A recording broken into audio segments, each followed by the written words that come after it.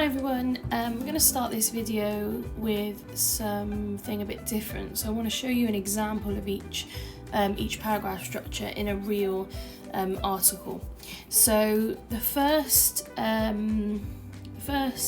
paragraph is the anecdote paragraph. That's what we're going to be talking about today. And I just want you to see this in action. So this is an article about a new campaign which started a few months back, and it's called Get Britain Talking. And the person who writes it doesn't start by talking straight about this campaign. She instead starts with this. So we're just going to have a look at it. I'm looking at this bit here. So it was decades ago now, but it's still one of the most oddly memorable conversations of my life. On a long, slow train rattling north with nothing to do but watch the rain, the guy sitting opposite began persistently trying to talk to me. Like most young women who have learned the hard way to be wary of strangers pestering for attention, I was standoffish. But curiosity took over when he said, bluntly, that he wasn't remotely interested in picking anyone up. He was just bored and liked talking. So that's what we did for hours and hours, since he turned out to be very good at it. When the train eventually pulled in, we didn't swap numbers. It was a conversation strictly of its time. But I still think about it occasionally on long, boring journeys, before getting a phone out and scrolling silently like everyone else. It's a rare person who can cheerfully bust the social taboo about talking to strangers without any trace of entitlement or sinister intent, but life would be more interesting if more of us knew how to do it. So the purpose of the video today is to show you how to create that sort of introduction to your own writing. So let's go to some tips.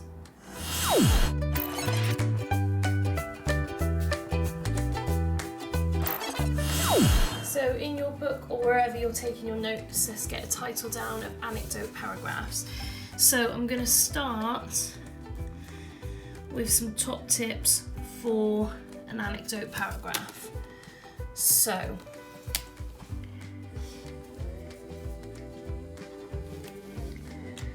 first thing is that it has to be something, it has to back up your overall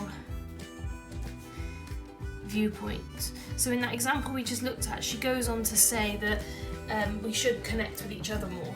And that's obviously what that opening introduction is about, is that people don't do it enough because they're too afraid or they're not interested, essentially.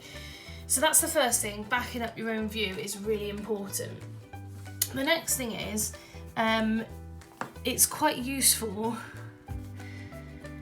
to include some quite emotive language. Now remember, emotive language isn't about the person, isn't about the writer having emotions, it's about the reader causing an emotion in the reader.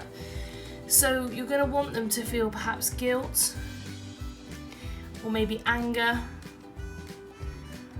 or even sadness. So and it will depend entirely on the type of question you've got and the paragraph that you're writing. The next tip is that you will have to sort of, I'm going to say, hyperbolize. So I'm going to use hyperbole. And what I mean by that is try and exaggerate the story. Like maybe kind of like a writer might really draw them into this kind of anecdote, this story of something that happened and the impact it had on you. And another tip would be that an imperative verb opens this paragraph well.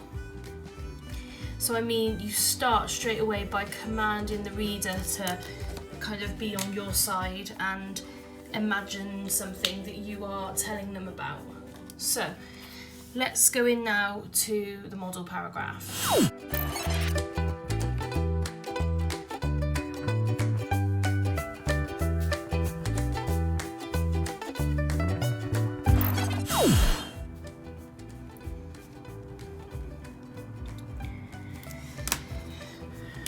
So what I'm going to do now is I'm going to write a paragraph with you on this topic that we planned in the second video. So the one about homework. It's just an easy place to start because you've seen the question and we've planned it together so you know where I'm going with it. So I'm doing this paragraph here, the anecdote paragraph, and just a reminder that I'm going to kind of try and make it seem like somebody's like entrapped or imprisoned in some sort of cell, which is their bedroom, doing the homework whilst everyone else is outside in the sunshine.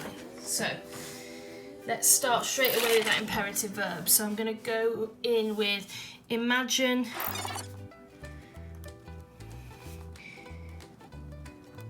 being trapped within a prison cell. Full stop. I'm going to get a nice little list of 3 in there, so I'll go confined, restricted, imprisoned, now consider that cell is your bedroom.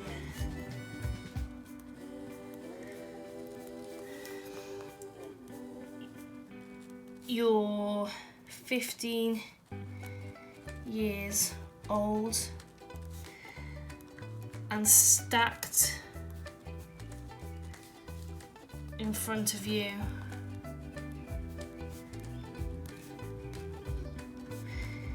is a mountain. Get a little metaphor in here. Is a mountain of homework.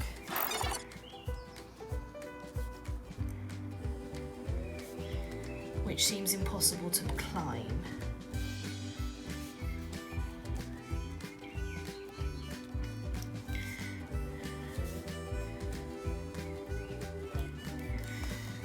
Okay, so straight into this kind of anecdote, this story of someone being trapped in the bedroom as a result of their homework.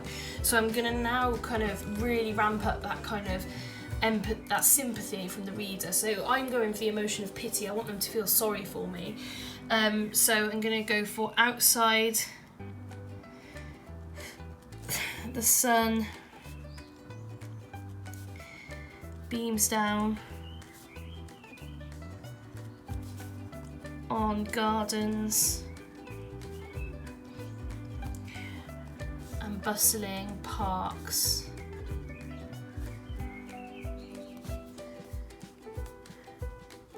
Full of laughter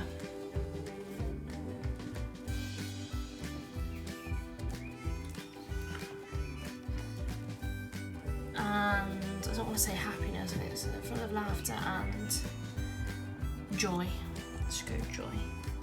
Now I could put a full stop here, but because I'm going to now go inside and the 2 sentences kind of come together, I'm going to go for a semicolon like that, and I'm going to go inside. And now I'm going to juxtapose this line. So outside the sunbeam, so inside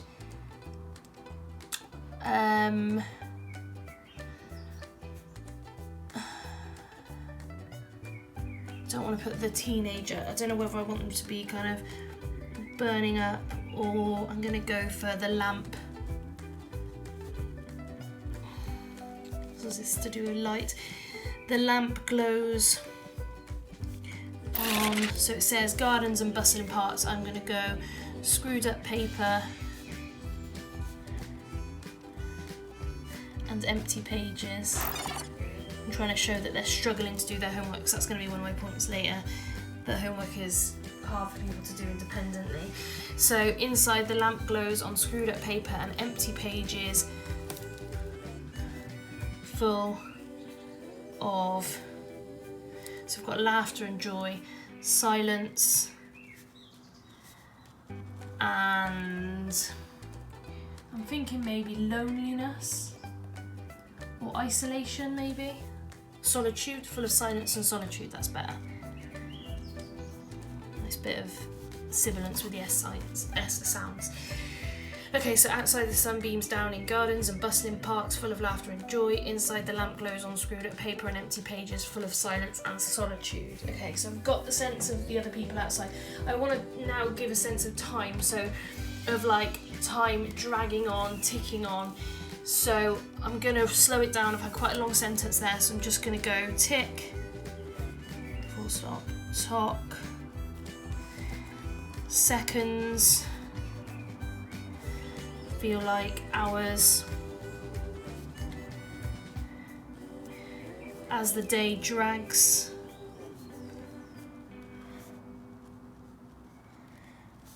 on without progress,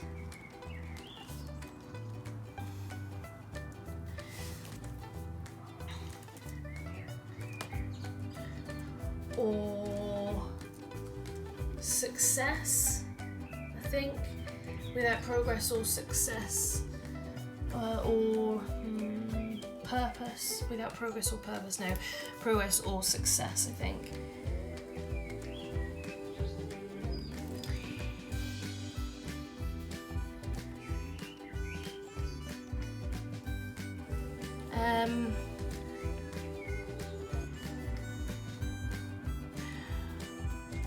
What does a teenager gain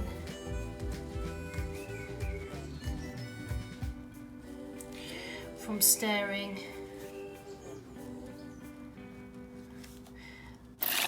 at blank pages? So a little rhetorical question there, sometimes nice. I know you're going to end with a paragraph of them, but it's easy to include some as you go along. So what does a teenager gain from staring at blank walls and blank pages? I'm going to get in a little short sentence here.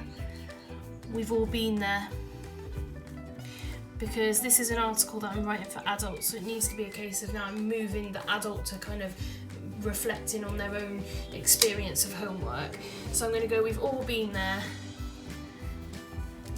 Notably, so I'm getting a nice adverb sentence starter. Notably, many adults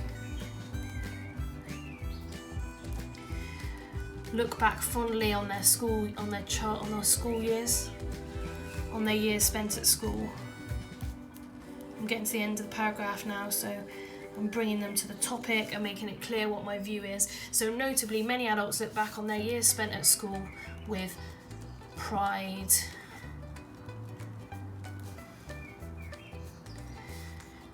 and fondness.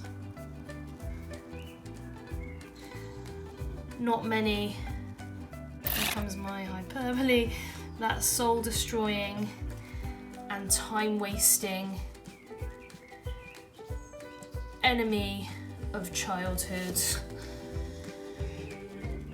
And then I'm using this sentence now to end on the topic, but also so that I can use a colon and just end on that thing. Homework. Okay, there we go. So that's our paragraph there. So I'm just going to go over it. Imagine being trapped within a prison cell, full stop confined, full stop restricted, full stop imprisoned. Now consider that cell is your bedroom. You're 15 years old and stacked in front of you is a mountain of homework which seems impossible to climb. Outside the sun beams down on gardens and bustling parks full of laughter and joy. Inside the lamp glows. So glows is quite a positive thing. I'm considering changing it to like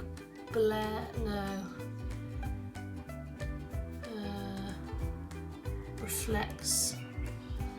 No, I'll just leave it. Glows on screwed up paper and empty pages full of silence and solitude.